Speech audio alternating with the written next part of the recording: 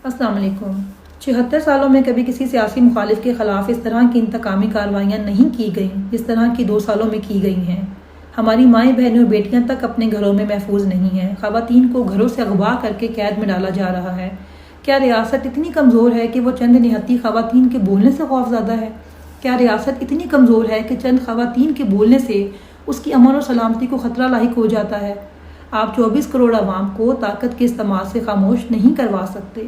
आपने पैसे का, ताकत का बेदरेग इस्तेमाल किया। आपने इमरान खान पे झूठे केसेस बनाए, झूठा बयानिया बनाया, मीडिया कंट्रोल किया।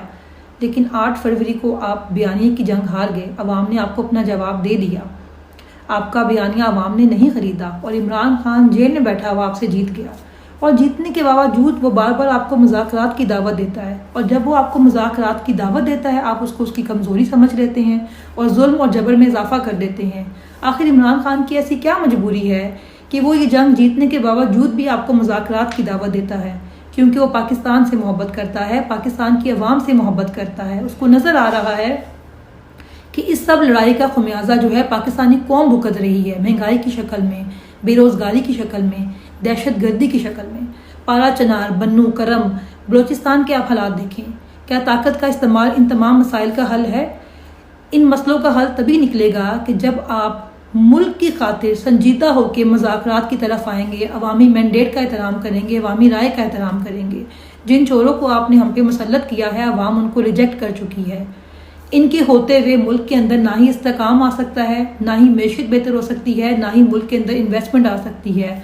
मुल्क के अंदर इस्तेकाम और इन्वेस्टमेंट तभी आएगी कि जब आप अवामी राय का एहतराम करते हुए अवाम के मुंतखब करदा नुमाइंदे को हुकूमत बनाने देंगे, और ये जो आप जुल्म और जबर कर रहे हैं ये बंद करेंगे।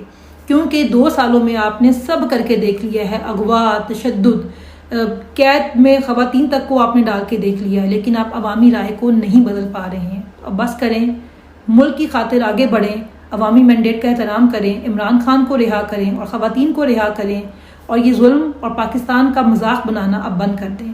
पाकिस्तान के साथ तजर्बे करना बंद कर दें। बहुत शुक्रिया।